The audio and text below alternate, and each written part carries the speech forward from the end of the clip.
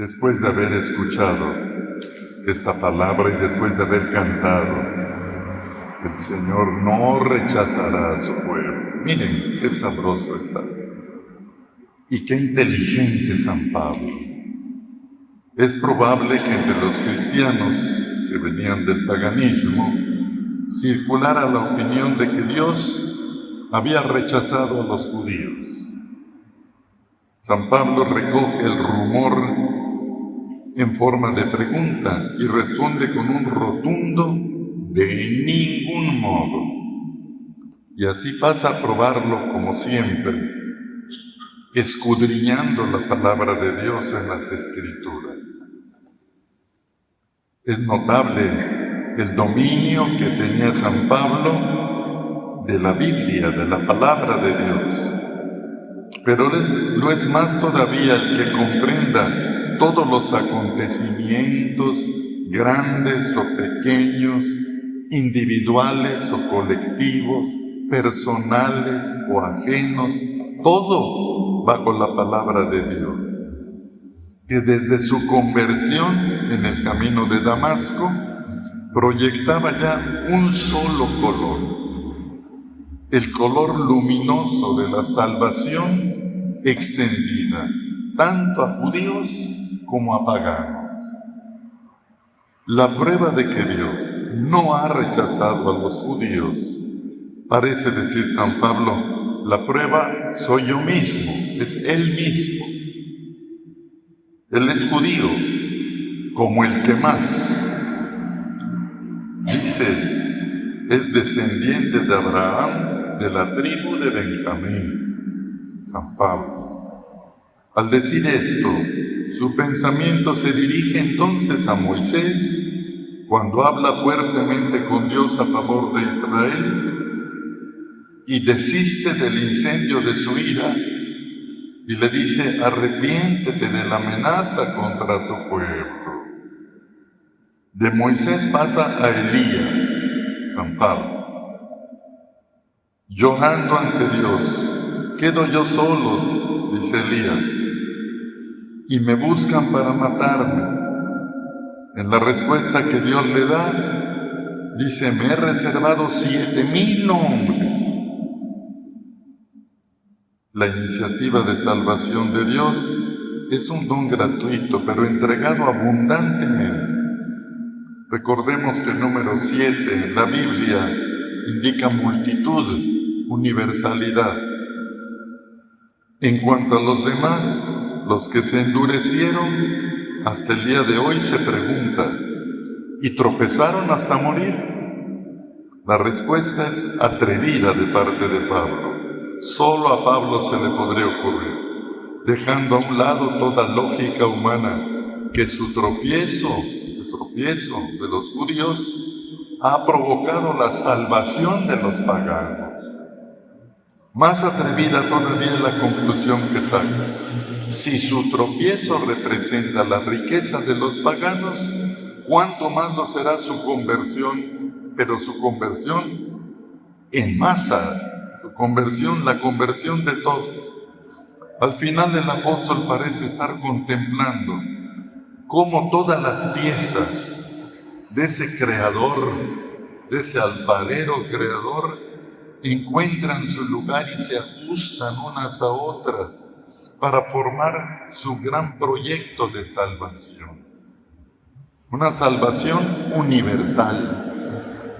San Pablo se dirige ahora a los cristianos que vienen del paganismo, que pueden estar poniendo en peligro sus relaciones con el judaísmo a causa de un posible complejo cristiano de superioridad, repitiendo de nuevo lo que supondrá para el reino de Dios la aceptación, pero masiva, del Evangelio por parte de su pueblo. Viene a decir que los frutos serán maravillosos. Dice en el versículo 15, como una especie de resurrección.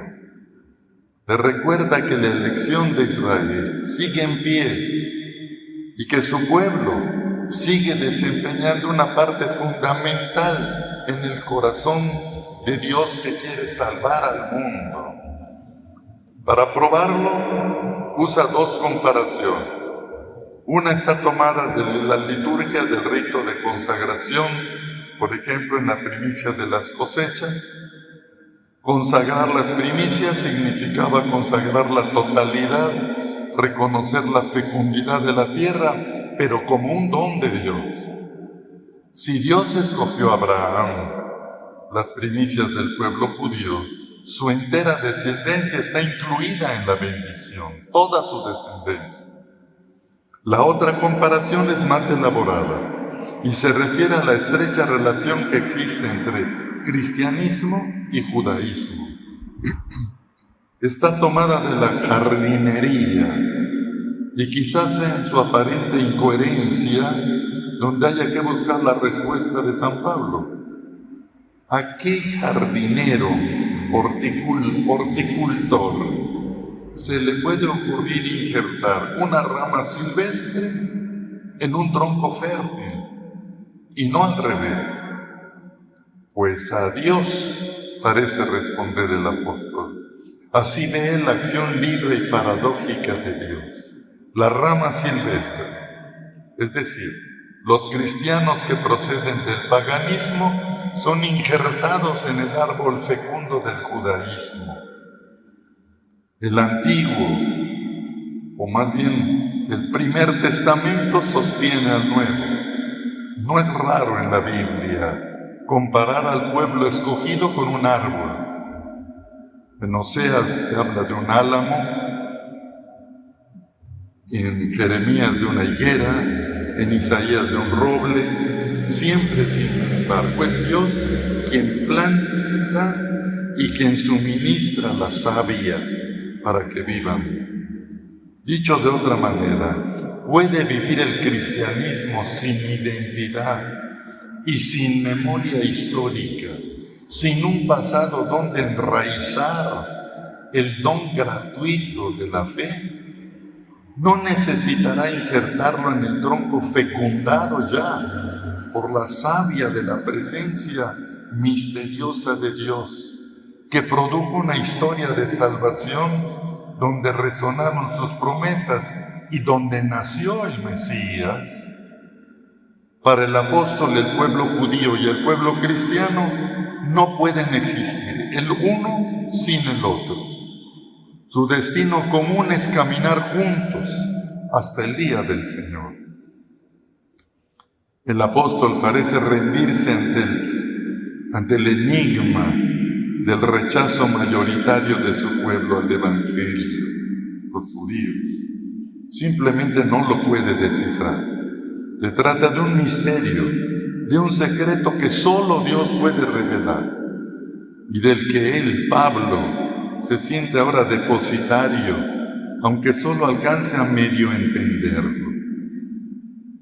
El secreto que invita a la humildad y a la esperanza es la futura conversión de los judíos, unida a la incorporación de los paganos. ¿Cuándo y cómo? No lo dice. Pero Pablo la espera en un futuro inminente, ya que para él la segunda venida del Señor era cuestión de poco tiempo, pocos años. Hasta no descartaba la posibilidad de salir él mismo aún con vida al encuentro del Señor. Lo dice en 1 Corintios 15:51. Pablo descubre este secreto. No podía ser de otra manera en las Escrituras, y así cita Isaías 59:20, añadiendo una variante. ¿Quién conoce la mente de Dios? ¿Quién le dio primero para recibir en cambio? Lo dice en Jeremías 31:30. Pablo citando a Jeremías. Este secreto, a su vez, lo contemplan otro más desconcertante. Dios ha encerrado a todos en la desobediencia, pero para apiadarse de todo. Y ante este misterio de salvación, la única respuesta humana es la admiración, el reconocimiento, la alabanza de Él, de Dios. Por Él, para Él existe todo. A Él la gloria por los siglos. Amén, dice. Así termina el apóstol la parte doctrinal de su carta. El Evangelio. El relato del Evangelio de hoy puede integrarse incluyendo los relatos de la lámpara y el candelero, el de la verdadera familia de Jesús. Cuando dice, por ejemplo, mi madre y mis hermanos son los que escuchan la palabra de Dios y la ponen en práctica. En el reino, nadie ocupa los primeros lugares, ni por derecho propio, ni por cortesía. Los primeros lugares los ocupan quienes hayan renunciado a la manera humana de pensar y se hayan puesto al servicio de los demás. La parábola de hoy nos invita a plantearnos la cuestión de qué es más importante, si el mensaje en sí mismo, su contenido o la actitud de quien recibe el mensaje. El relato nos daría a entender que la clave es la actitud del que escucha. Pero si esto es así, siempre nos puede quedar la inquietud de que el mensaje en sí, el contenido del mensaje, es secundario y por tanto indiferente para la vida. Jesús mismo es el reino, Jesús mismo es la salvación y por tanto el contenido del mensaje está en Jesús mismo. Y la actitud de quien escucha el mensaje es la actitud del que escucha ante la persona de Jesús. La cuestión está en creer o no en Jesús. Creer en la actitud necesaria de quien escucha, y el que escucha no solo cumple, sino que vive el mensaje y lo hace formar parte de su propia vida. Es decir, se convierte en discípulo de Jesús. Jesús, Salvador de los hombres. Revista Ven y Sígueme. Gracias por escucharnos.